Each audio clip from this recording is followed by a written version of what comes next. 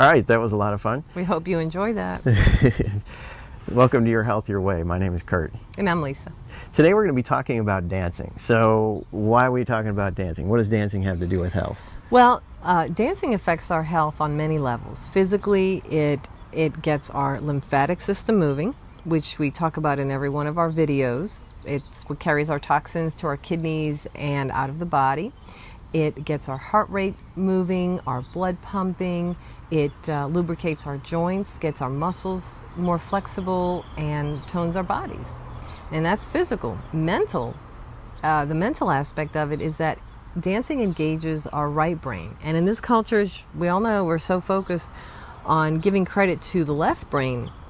The right brain actually is a part that deals with things like art and music, dance, creativity, imagination. And the more we feed our right brain, the more we do better with our left brain, the logic and the analytical parts.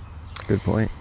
And then emotionally, it just lifts our spirits. It makes us feel good. It can lift us out of sadness or depression or anger.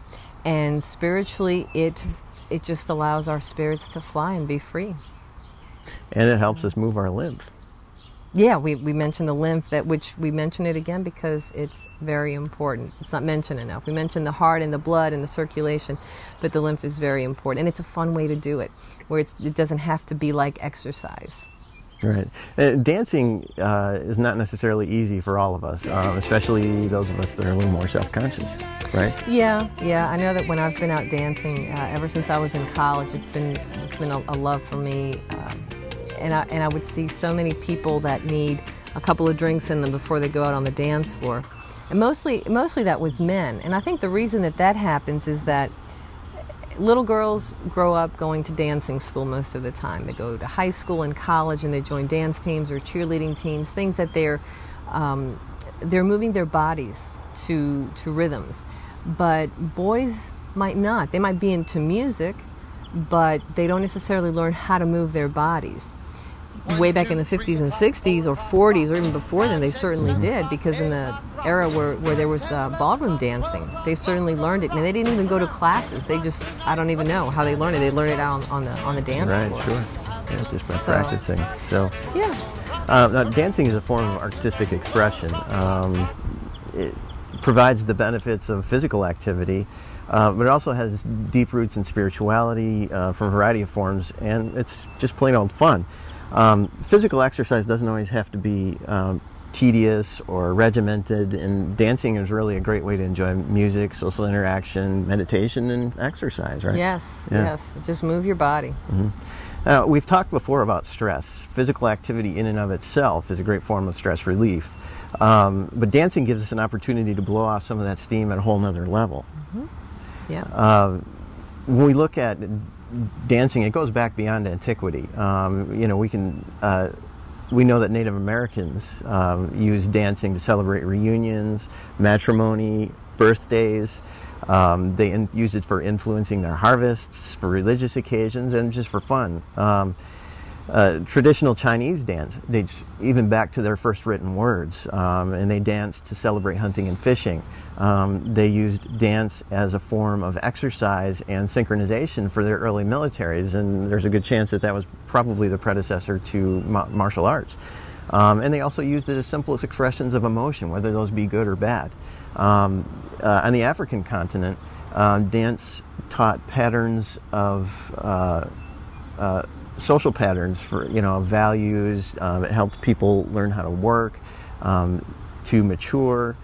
They used it for praising and for criticizing members of their own communities. It was used for festivals and funerals, for reciting history, proverbs, and poetry, and they used it to connect with their own gods. Even the earliest recorded civilizations of Mesopotamia practiced dancing for fertility rituals and to celebrate other traditions that were carried on throughout their generations. Seems like something very innate.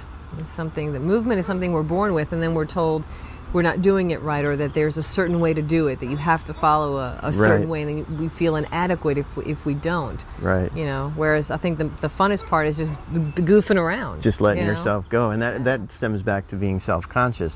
And today we dance mostly for fun, or we use we go and spectate professional dancers. I mean, there's dance companies that are formed out of dancing troupes that travel the globe to entertain large audiences, and there's an important to that artistic aspect. And you mentioned earlier about the use of the right brain, and we need sometimes to appreciate the art to stimulate that right brain.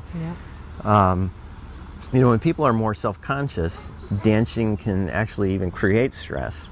So how can we get past that and tap into the original purposes of dancing so we can enjoy the spiritual uplifting and the release of our stress? Yeah, I know there's a lot of times when people have like an event coming up, a wedding, let's say, they get very nervous because they don't know how to dance, and they want to dance either at their own wedding, or there are people that are going to the wedding that want to be able to dance. So even 20-something years ago, 25 or so years ago when I was in college, they offered ballroom dance classes, and I took one of those, and then I enjoyed it, so I ended up going to the dance studio, and now they're offered so many places. It's gotten really popular, especially salsa these days. That seems to be the thing now. Sure. So check, if you're interested in taking dance classes, check with a local community college, a university, dance studios. When you take them in group, they're cheaper than taking them privately, but when you take them privately, you learn more. Then again, when you take them with a group of people, you meet others who with similar interests that you can also go out and dance with. Mm-hmm. When you go to certain nightclubs, say on Tuesday nights they have salsa at such and such a lounge, sometimes they'll offer salsa lessons for a group of people an hour before their salsa night starts. So you learn the steps, and then you can practice it with people that you've actually taken the class with. And you know, and it's social. It's not about going out necessarily and meeting people or hooking up or whatever. Nowadays, it's seen more friendly and social, and you can go out and do it by yourself or with other people, with strangers or anyone. Mm-hmm.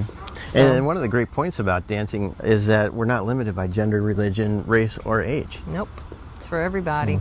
I think the age really stands out to me because I've always had an affinity for elderly people.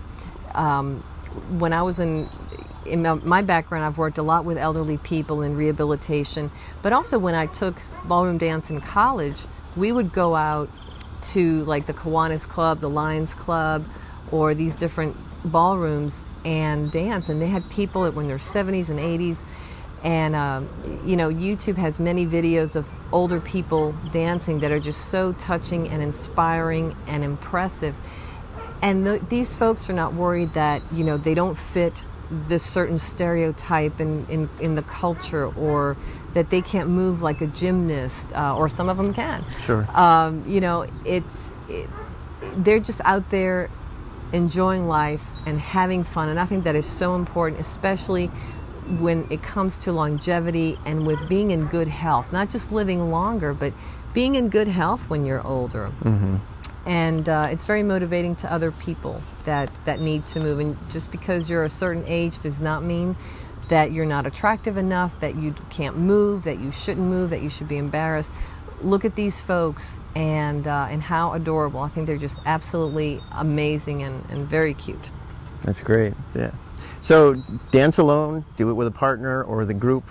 Let it out and express yourself. Dance with your dogs, and just be glad that you did, because dancing is a great form of expression and a great form of stress relief. So this is Your Health, Your Way. Thanks for watching. Have a great day. Take care. Let it out and express yourself.